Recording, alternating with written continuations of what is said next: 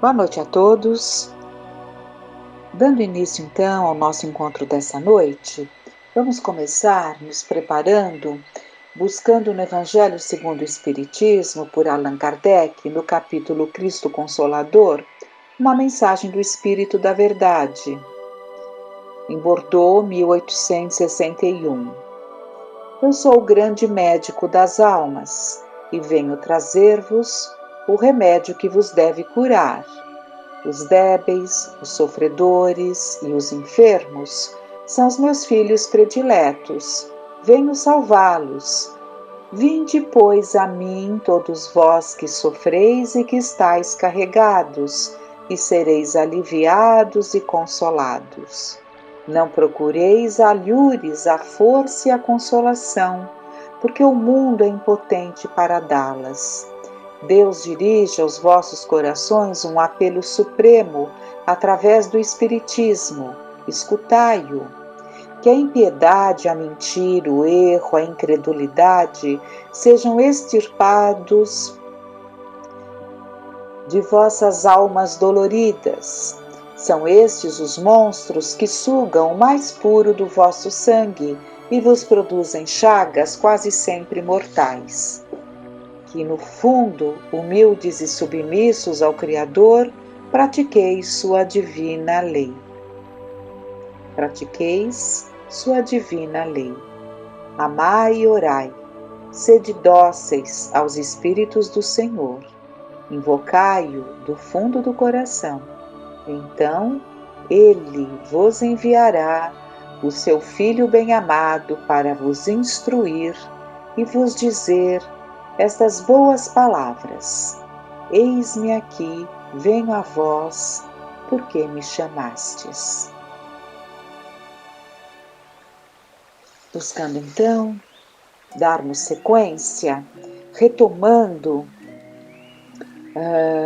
o tema que trouxemos a semana passada, em que víamos um casal muito sofrido, cuja filha havia cometido suicídio, e o casal Manuel Filomeno de Miranda, porque essa situação é relatada no livro Loucura e Obsessão, psicografado por Divaldo Franco, e o Manuel Filomeno de Miranda que nos traz essas suas experiências. E ele narra que os pais estavam no hospital que eles estavam visitando, os pais estavam desolados com a morte por suicídio da filha. E ela deixa uma carta, uma carta muito amorosa. Percebe-se claramente que era uma filha que amava profundamente os seus pais, mas não teve condições, não conseguiu, não raciocinou o suficiente para evitar aquele ato que tanto machucaria aos pais que tanto a amavam, né? E é bom que nós tragamos uma colocação que é feita neste capítulo, que é o médico, né? O médico Esculápio, que atendeu o casal no necrotério. Então vamos à narrativa. O Esculápio, que atendera o casal no necrotério, acostumado aos dramas do cotidiano, deixou-se envolver emocionalmente e, telementalizado pelo mentor, disse a ambos os genitores, de alma esfacelada: o suicídio é a culminância de um estado de alienação que se instala sutilmente. O candidato não pensa com equilíbrio, não se dá conta dos males que seu gesto produz naqueles que os amam, naqueles que o amam. Como perde a capacidade de discernimento, apega-se-lhe como única solução, esquecido de que o tempo equaciona sempre todos os problemas, não raro, melhor do que a precipitação. A pressa nervosa por fugir, o desespero que se instala no íntimo, empurram o enfermo para a saída sem retorno. Então nós vemos aqui o médico do necrotério, inspirado pelo mentor, Vejam que coisa maravilhosa, né? O plano espiritual amoroso, dedicado ao bem, ele está sempre em busca daqueles que se fazem seus instrumentos. E feliz daquele que em trabalho, né, se entrega ali com amor às suas atividades e consegue ligar-se ao alto, consegue sentir a influenciação, a telementalização, né? Porque ele fala com o casal telementalizado pelo mentor, né? Então ele se fez ali um instrumento para acalmar a dor daquele casal tão sofrido diante do suicídio da própria filha. Feliz daquele, né, que consegue captar os bons pensamentos, captar as inspirações amorosas, para se fazer instrumento útil, se fazer instrumento do bem, levar à luz aquele que está se sentindo em trevas. Então esse deve ser o objetivo de todo aquele que deseja ser útil, né? Que deseja aproveitar a encarnação se fazendo útil, se fazendo um instrumento do bem. E ele continua: recordem-se dela nos seus momentos juvenis, na felicidade, sobrepondo a estas ocorrências todos os dias de encantamento que devem pesar mais do que os momentos atuais na balança do amor.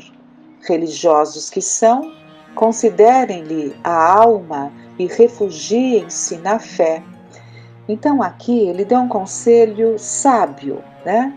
Telementalizado pelo mentor, o conselho para não recordarem-se dela, lembrando esse ato tão doloroso, mas sim buscar sempre, ao recordar-se dela, buscar os bons momentos. É assim que nós devemos proceder. Sempre que nós mentalizamos alguém, desejando o bem para esse alguém, sempre recordá-lo no momento bom, no momento de equilíbrio, no momento saudável, mesmo aqueles doentes. Vamos mentalizá-lo saudável, para que aquela vibração amorosa os alcance, né? E é assim que devemos proceder, é assim que ele aconselha. Recordem-se dela nos momentos juvenis, na felicidade, sobrepondo a essas ocorrências todos os dias de encantamento. Então, tirarem da mente aquela dor, aquela recordação que ficaria, né? Mas que eles tirassem da mente esse momento doloroso e que ficassem as lembranças dos momentos de encantamento que com certeza ela os teve. Falamos já semana passada sobre a situação obsessiva, né? Porque é relatado ali a presença do obsessor ali no necrotério, e isso é uma situação que até ressaltamos porque muitas vezes esses pensamentos vêm, né? Evidentemente porque pensamos, damos guarida, agasalhamos, mas são insuflados também por obsessores que desejam o mal daquele que é vitimado, né, por esse bombardeio de pensamentos que mostram a ele a morte como a solução, né? Então é preciso que se corte essas sintonias, é preciso que não deixemos que determinados pensamentos tão nocivos, tão infelizes, se apoderem da nossa casa mental, né? Vamos ver agora. Eles, no livro é muito interessante, eles falam ali do passado, né?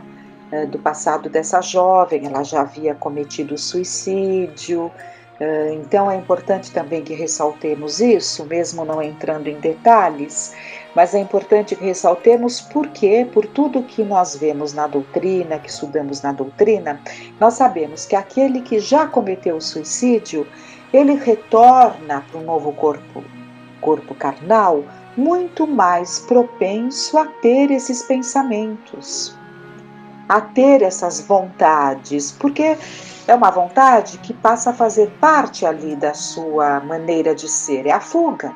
a fuga, a responsabilidade diante de uma situação para a qual não se sente preparado para suportar, né? E isso marca muito o espírito. Então, quando ele volta e está vivendo situações semelhantes, no caso dela, era uma dificuldade em lidar com as questões afetivas da sua idade juvenil, né?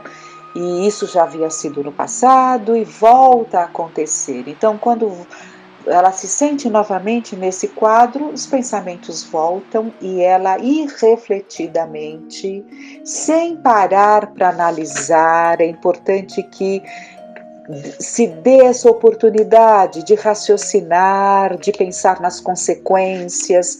Nenhum ato, seja qual for, deve ser tomado sem uma reflexão.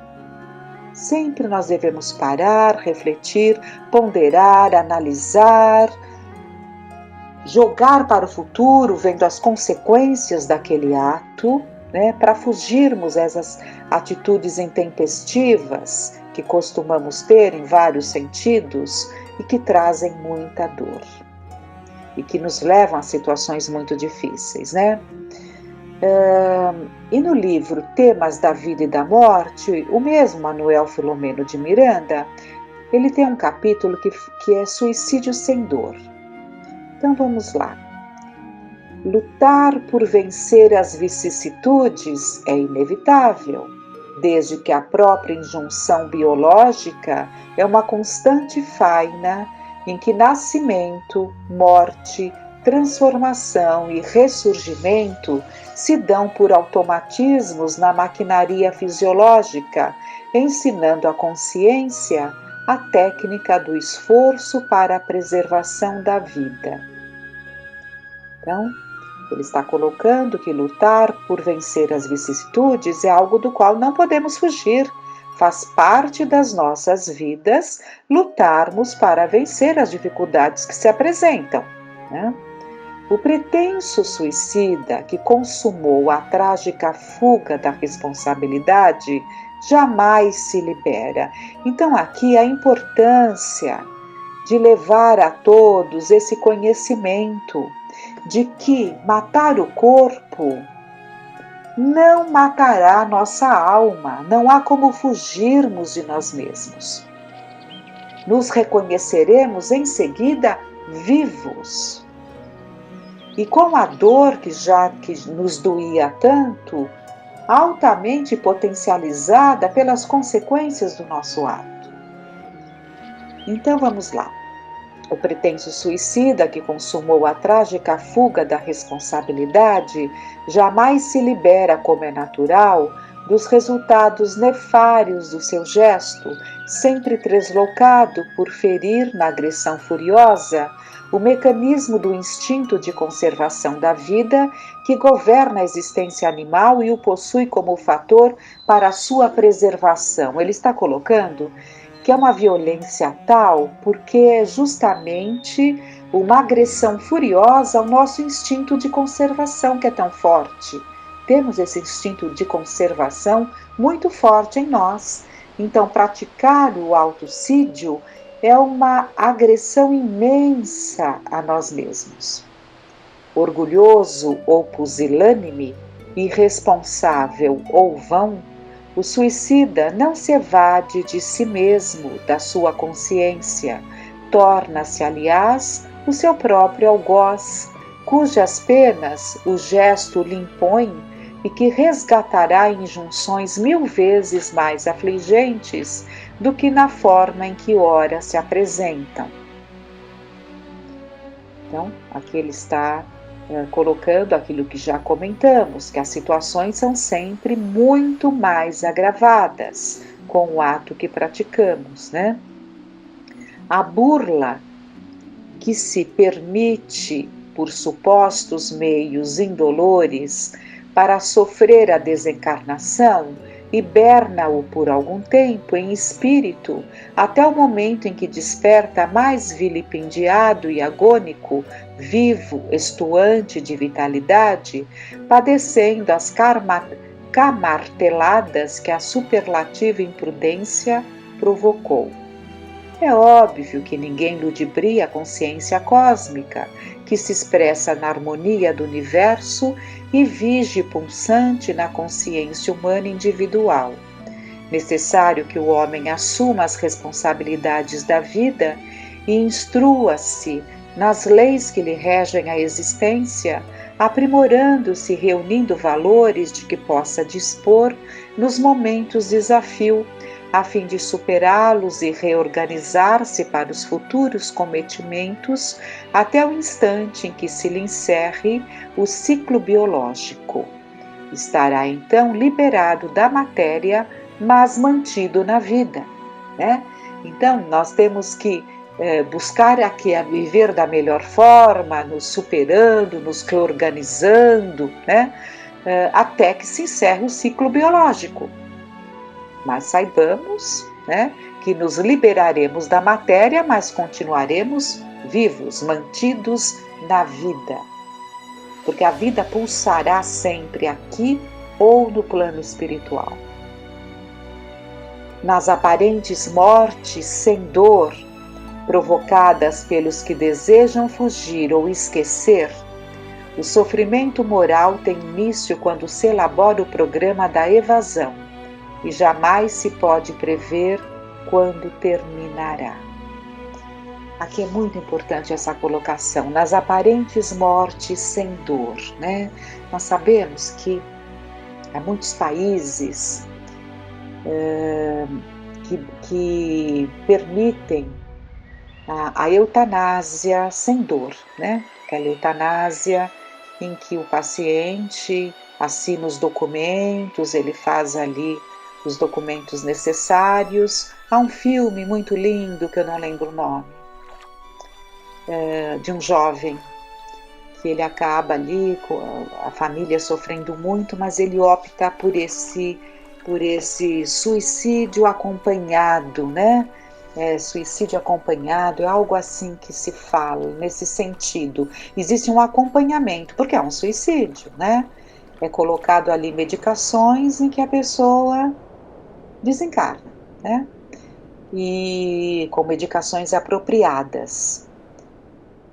Ele era tetraplégico, não viu mais sentido na sua vida após o acidente e optou, né, por fazer esse suicídio assistido, eutanásia assistida, acho que é isso. Mas é isso, o fato é esse, né? É um suicídio assistido. E isso é desconhecer, né? É desconhecer as leis divinas que nos regem. Por quê? Aquela dor tão grande, sem dúvida nenhuma, pela qual ele passava,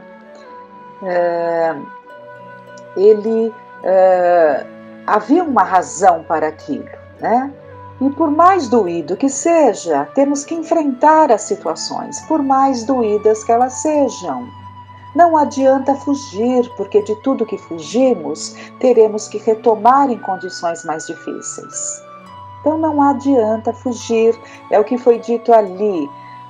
O sofrimento moral tem início quando se elabora o programa da evasão. E jamais se pode prever quando terminará. Porque vejam, você parte antes da hora, antes de cumprir com aquilo que havia sido programado, você passando por aquela determinada prova que você não quer suportar, você não vê, você não acredita na imortalidade da alma, você não vê sentido no sofrimento, pensando assim, nada mais justo do que fugir daquele sofrimento, uma vez que você deixa de existir. É uma opção sua, mesmo assim, uma opção muito egoísta, né? Mesmo pensando dessa forma, uma opção muito egoísta, porque sempre deixará corações chorando a sua falta. Mas o que importa é nós sabermos que a vida continua. Então, o que podemos fazer é fugir da prova, mas teremos que retomar em condições mais difíceis. Pensem na decepção do espírito, que já teve uma prova dolorosa, ter que retornar em condições mais difíceis ainda, e vai ter que passar. Porque enquanto não passar, voltará, até que consiga superar a prova. né? Não há como fugirmos das nossas responsabilidades. E o Filomeno continua: a consciência humana é indestrutível, portanto, o suicídio de qualquer espécie é arrematada loucura, um salto no desconhecido abismo da imprevisível desesperação. O que nós temos que evitar, então, é a desesperação, né? No caso daqueles que vão ali por um desespero, a inconformação, no caso daqueles que calmamente arquitetam e decidem, mas sempre a resultante de uma inconformação. Refletirmos muito então sobre tudo isso, agradecendo a Deus essas reflexões. Permita, meu Pai, que lucidez nunca nos falte. Tenhamos uma noite de paz.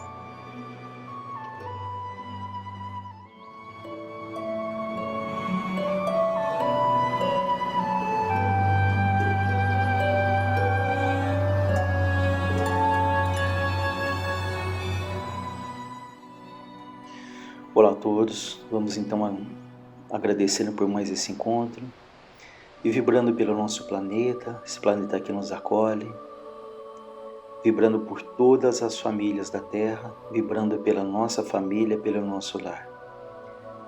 Que luz se faça então, nesses momentos, acerenando os nossos corações, os nossos pensamentos. Nós hoje trouxemos do livro que chama Emmanuel, que são mensagens do próprio Emmanuel através da psicografia do Chico Xavier, em que ele fala sobre a tarefa dos guias espirituais, dos nossos orientadores. Ele diz: os guias invisíveis do homem não poderão de forma alguma afastar as dificuldades materiais dos seus caminhos evolutivos sobre a face da Terra. Então vejam, eles não poderão de forma alguma afastar as dificuldades materiais dos nossos caminhos evolutivos. O espaço está cheio de incógnitas para todos os espíritos. Se os encarnados sentem a existência de fluidos imponderáveis que ainda não podem compreender, os desencarnados estão marchando igualmente para a descoberta de outros segredos divinos que lhes preocupam a mente. Então vejam que eles não podem afastar ali as nossas lutas, os nossos desafios. Eles podem nos ajudar, eles podem nos estimular, eles podem nos intuir. Até como ele diz aqui, o fato de serem espíritos já desencarnados, que não estão aqui na Terra, não quer dizer que são espíritos que tenham plena ciência de tudo, que são perfeitos, não é? Que sabem, que têm ali nas mãos todas as soluções. Então, quando nós desencarnarmos, nós vamos levar ali as dúvidas que nós temos aqui. Naturalmente, do outro lado, a nossa visão é ampliada, podemos ter acesso a outros recursos, mas não existe milagre, não existe ali uma mudança repentina de consciência, de personalidade, porque tudo é construção íntima, tudo é gradativo, tudo é fruto do estudo, do esforço, da reflexão. Então, esses espíritos do outro lado que podem e nos ajudam, não quer dizer que eles têm ali a presciência de tudo, que eles têm um conhecimento amplo de tudo que nos rodeia. Então, cada um dentro do seu grau de maturidade, de evolução, de consciência, eles vão nos ajudando na medida, sempre dizendo, da nossa necessidade e do nosso merecimento. Ele continua dizendo: quando falamos, portanto, da influência do Evangelho nas grandes questões sociológicas da atualidade, apontamos às criaturas o corpo de leis pelas quais devem nortear as suas vidas no planeta. O chefe de determinados serviços recebe regulamentos necessários dos seus superiores que ele deverá pôr em prática na administração. Nossas atividades são de colaborar com os nossos irmãos no domínio do conhecimento desses códigos de justiça e de amor, e cuja base viverá a legislação do futuro. Então eles nos falam da influência benéfica e bendita do Evangelho nas nossas vidas, eles ali seguem as orientações de espíritos ainda mais superiores, mas como ele diz, o trabalho deles é de colaborar conosco. Então, mesmo aqui na Terra, quando desejamos ajudar alguém, algumas vezes que nós envolvemos de tal maneira que nós até prejudicamos, né, na ânsia de querermos ali mudar a vida do outro. Então, assim como na Terra há muitas situações que nós não podemos resolver, mas que nós podemos ajudar, contribuir, da mesma maneira ele fala aqui, que as atividades são de colaborar conosco e não mudar ali a nossa trajetória, os caminhos muitas vezes necessários, né, até de dores, de decepções, mas que nos fazem despertar. Ele continua dizendo: os espíritos não voltariam à Terra apenas para dizerem aos seus companheiros das beatitudes eternas nos planos divinos da imensidade. Todos os homens conhecem a fatalidade da morte, sabem que é inevitável a sua futura mudança para a vida espiritual. Todas as criaturas estão assim fadadas a conhecer aquilo que já conhecemos. Nossa palavra é para que a Terra vibre conosco nos ideais sublimes da fraternidade e da redenção espiritual. Se falamos dos mundos felizes, é para que o planeta Terra seja igualmente venturoso, feliz. Se dizemos do amor que enche a vida inteira da criação divina, é para que o homem aprenda também a amar a vida e os seus semelhantes. Se discorremos acerca das condições aperfeiçoadas da existência em planos redimidos do universo, é para que a Terra ponha em prática essas mesmas condições. Os códigos aplicados em outras esferas mais adiantadas, baseados na solidariedade universal, deverão, por sua vez, merecer aí a atenção e os estudos precisos.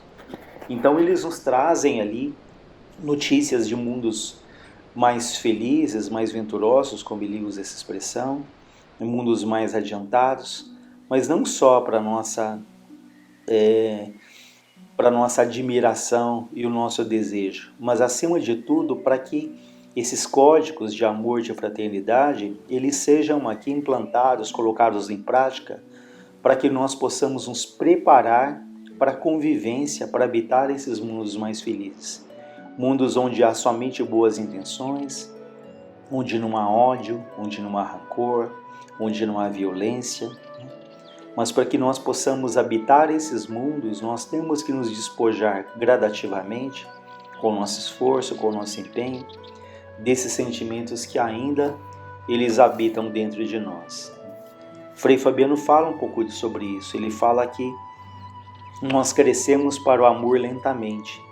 Ele diz que ao longo dessa trajetória, o amor ele toma muitos nomes, como tolerância, paciência, disciplina, perdão, compreensão, solidariedade. Então vejam, que para atingirmos esse estágio, de sentirmos esse amor maior, de sentirmos a alma em paz, né, nós vamos percorrer esses caminhos, essa trajetória que passa pela tolerância, pela paciência, pela disciplina, pelo perdão, pela compreensão, pela solidariedade.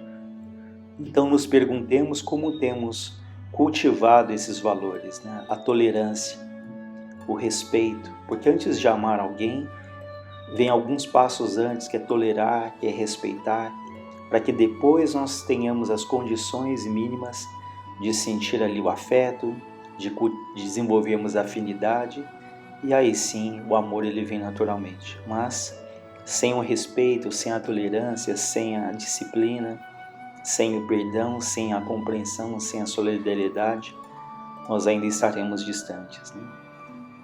Ele diz que perseverar é buscar o bem, mesmo que não saibamos direito do que se trata. Então, ainda que nós não tenhamos respostas tão claras, tão nítidas, né, o bem ele tem que ser ali uma busca, mesmo que a gente não saiba, não tenha todas as respostas, né? Porque nessa busca, nessa caminhada, que nós vamos ali nos descobrindo, nós vamos descobrindo o valor aí de cada virtude que foi apontada aqui por Frei Fabiano de Cristo. ele diz ainda, voltando para Emmanuel, o orbe terreno, né, a Terra, não está alheia ao concerto universal de todos os sóis e de todas as esferas que povoam o ilimitado. Parte integrante da infinita comunidade dos mundos, a Terra conhecerá as alegrias perfeitas da harmonia da vida. E a vida é sempre amor, luz, criação, movimento e poder. Então nós não somos um planeta desconexo ali de todos os demais. Né? Como ele diz, nós estamos ali num concerto universal de todos os sóis, de todas as esferas que povoam o infinito. Então se nós temos um Sol aqui, imaginando que no universo existem bilhões de sóis, vejam, né, o quanto ainda nós temos para conhecer e que a Terra está aí intimamente ligada, né, todos sobre a égide de Deus, sobre o comando de Deus, todos nós estamos ligados. Então, nós estamos nos preparando nessa fase de transformação de um mundo de provas e expiações para regenerações, de regeneração, nós vamos nos preparando para habitar esses mundos melhores, como foi dito, mas tendo que despojar ali do nosso orgulho, da nossa vaidade, cultivarmos o senso de coletividade, de fraternidade, num mundo em que a dor do outro deve nos tocar, né? Não nos preocuparmos exclusivamente com o nosso bem-estar, ou somente com o nosso núcleo familiar, mas entendendo que todos estamos ligados, né? Todos somos filhos de Deus, todos somos irmãos. E nós vemos aí notícias dessa fase da pandemia, né? Dentro desse contexto de que eles não podem mudar a nossa existência, mas esses espíritos amorosos, eles nos ajudam. Nós sabemos que há tantos e tantos grupos do outro lado, encarregados de nos dar apoio, seja nos hospitais, nas famílias, sejam espíritos ali nos ajudando nos problemas obsessivos, já que nesse período há uma superexcitação da sensibilidade, né? Quantos traumas, né? Quantos espíritos estão nos laboratórios, intuindo ali os cientistas para que as soluções elas cheguem, mas eles não podem trazer ali a cura definitiva, porque como foi dito, assim como do ponto de vista individual e do ponto de vista coletivo, tudo depende da nossa necessidade e do nosso merecimento. Então quando nos chega uma dor, né, sejam as provações individuais ou coletivas, não é o sofrimento pelo sofrimento. Deus não tem a menor alegria em nos ver sofrendo, mas essas dores, esses aprendizados, na verdade, eles têm como objetivo que mudar o nosso comportamento. Então, se foram os nossos comportamentos inadequados que geraram ali desvios que precisam ser corrigidos, esses sofrimentos que agora nos visitam, eles também têm o objetivo de mudar ali os nossos comportamentos. Então, se esse nosso comportamento ele não muda, até que ele mude, uma cura definitiva ela não acontece. Então vejam que tudo depende da nossa necessidade e do nosso merecimento. Então a ajuda ela é imensa, equipes altamente especializadas, como foi dito, se dividem, técnicos em engenharia genética, virologistas do outro lado, infectologistas, nos ajudando, nos amparando, mas nós temos que fazer a nossa parte com os necessários aprendizados, com as necessárias reflexões. Para muitos esse período tem sido muito rico, de volta ao convívio ao lar, de valorização das pequenas coisas, de saberem que nós não somos donos ali de tudo, que por mais que nós tenhamos um planejamento, nós lidamos muitas vezes com o imponderável, que é aquilo que foge às nossas mãos. E aí entra sempre a nossa fé, a nossa confiança em Deus, de que Deus é justo, de que Deus é perfeito, de que nenhuma folha cai de uma árvore sem que Ele o permita. Então, aprendemos a valorizar a saúde, a valorizar os profissionais de saúde, enfim, quantos aprendizados, né? Mas podemos não parar nesses momentos, não refletirmos, não aprendermos, enfim. Então reflitamos, né? Se temos tanta ajuda, se temos sido merecedores, como temos recebido, como temos percebido esse amparo que vem do mais alto, olhando ali com todo cuidado por cada um de nós. Então eles nos ajudam, nos apoiam, nos incentivam, mas eles não mudam os processos necessários ali de reajuste que pertencem a nós. Há uma frase que fala em relação à prece, né? Que a prece, ela nos fortalece, nos dá força, mas ela não nos imuniza contra o mal. Ou seja, ela nos dá força para superar as adversidades, mas ela não tira de nós aqueles aprendizados que são necessários, que, se bem compreendidos, se bem enfrentados, eles nos fortalecem, eles nos ensinam ali o valor da vida, da humildade e da força que trazemos dentro de nós, aliada à força dos Espíritos que nos ajudam. Ele diz ainda, Emmanuel, que os desvios e os excessos dos homens é que fizeram do vosso planeta a mansão triste das sombras e dos contrastes. Fluidos misteriosos ligam a Deus todas as belezas da criação perfeita, inimitável. Os homens terão, porém, o seu quinhão de felicidade morredora quando estiverem integrados na harmonia com o seu Criador. Então vejam, teremos a nossa felicidade, teremos grandes alegrias ainda inconcebíveis para a nossa mente, mas teremos alegrias inimagináveis quando nós estivermos integrados na harmonia com o seu Criador. E essa harmonia, essa integração com Deus, ela não se faz sem a integração com os outros que nos rodeiam. Quando Jesus diz que quando acolheis um desses pequeninos é a mim que fazeis, enfim, quando nós procuramos respeitar, compreender e amar aqueles que nos rodeiam, nós estamos aprendendo a amar a Deus. Então, não passa essa integração a Deus sem passar pela nossa integração com aqueles que nos rodeiam, e esse é o grande objetivo pelo qual Deus nos colocou aqui na Terra, no convívio com grandes afinidades, com aqueles que nos amam, que nos compreendem, e outros que temos dificuldades, e muitas vezes dificuldades que nós mesmos plantamos, criamos, e que a vida nos dá a oportunidade desses reencontros, não para alimentar ali essas dificuldades, mas para que transformemos as aversões em respeito, em compreensão e depois nesse amor que eles nos falam. Então que possamos ali refletir sobre esse ponto, né? Em que ele fala que os homens eles não devem permanecer embevecidos, né? Admirados perante os relatos desses mundos mais felizes, onde reina a paz, a fraternidade, a serenidade. Mas como Emmanuel diz no final, o essencial é meter as mãos à obra, aperfeiçoando cada qual o seu próprio coração primeiramente. Vejam, aperfeiçoar o próprio coração primeiramente, porque temos essa ânsia de mudar o mundo, ou reclamamos que o mundo se encontra ali difícil, que as pessoas são individualistas, mas ele nos aconselha: cada qual aperfeiçoe o seu próprio coração primeiramente, afinando-se com a lição de humildade e de amor do Evangelho, transformando em seguida os seus lares, suas cidades, os seus países, a fim de que tudo na terra respire a mesma felicidade e a mesma beleza dos orbes, dos mundos mais elevados, conforme as nossas narrativas no infinito.